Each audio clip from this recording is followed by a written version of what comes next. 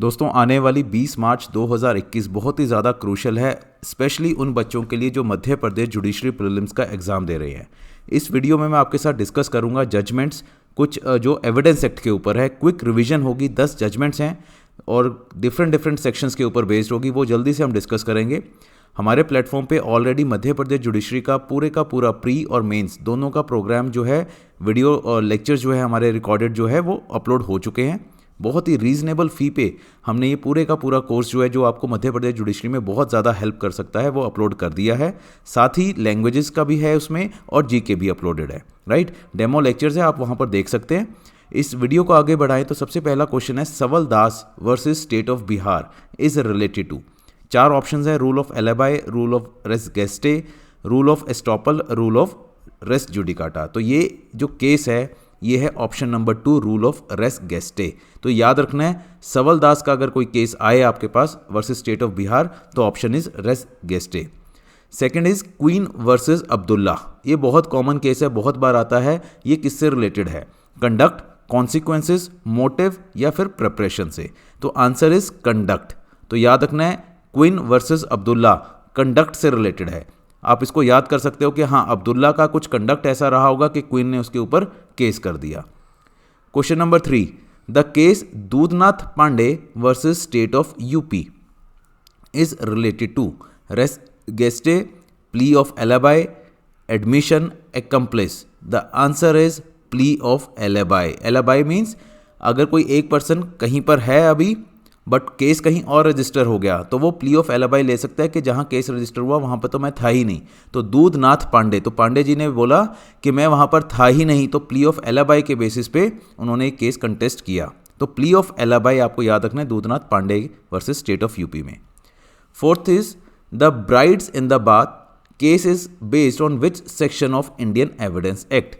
तो Indian evidence act में जो ब्राइड्स इन द बाथ है ये सेक्शन 15 के ऊपर बेस्ड है, ठीक है। ध्यान रखना है, ब्राइड्स इन द बाथ, ये brides in the bath section 15 evidence act से रिलेटेड है।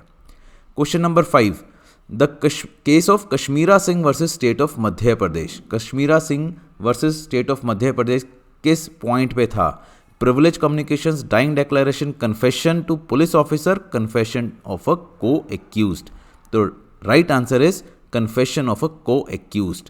तो कश्मीरा सिंह ने अपने कोई भी को एक्यूज्ड होगा वहां पर उस केस में, तो उसके बेस पे कोई कन्फेशन की होगी या को एक्यूज्ड ने की होगी कन्फेशन, तो ये केस बन गया। तो लैंडमार्क जजमेंट है Kashmira Singh versus state of Madhya Pradesh, confession of a co accused. तो आपको याद रखनी है। Next is Palvinder Kaur versus state of Punjab. ये किससे रिलेटेड है? लीडिंग क्वेश्चन से, सेकेंडरी एविडेंस, कन्फेशन या फिर एडमिशन। तो एग्जैक्ट आंसर इज कन्फेशन। तो यहाँ पर पलविंदर कौर ने कोई कन्फेशन की होगी जो वहाँ पर केस में कंटेस्ट हुई या कन्फेशन के ऊपर इसमें बात की गई हो। तो Palvinder Kaur is related to confession, ध्यान रखना है आपको। अब सेक्शन 27 पे है, अगले 2-3 क्वेश्चन जो है सेक्शन 27 पे होंगे, ध्यान से देखना है आपने। In which of the following cases constitutionality of section 27 was challenged for violation of article 20 subsection sub article 3 of the constitution. तो इस सेक्शन 27 है यहां पर और वायलेशन ऑफ आर्टिकल 20 क्लॉज 3 की बात की गई है, ठीक है। तो यहां पर जो केस है वो है स्टेट ऑफ बॉम्बे वर्सेस काथी कालू। तो इस केस में सेक्शन 27 और आर्टिकल 20 की बात की गई थी और चैलेंज हुआ था सेक्शन 27 को कि वो आर्टिकल 20 क्लॉज 3 का वायलेशन है। इस बेस पे यहाँ पर जजमेंट आई थी। तो काथी कालू वाला केस जो है सेक्शन 27 से तो रिलेटेड है ही है, बट आर्टिकल 20 क्लॉज 3 की बात कर रहा है कॉन्स्टिट्यूशन की। इसी तरह अगर हम बात करें कॉन्स्टिट्यूशनैलिटी जो है of which section of the Indian evidence act was challenged in state of UP versus Deoman Upadhyay for the violation of article 14।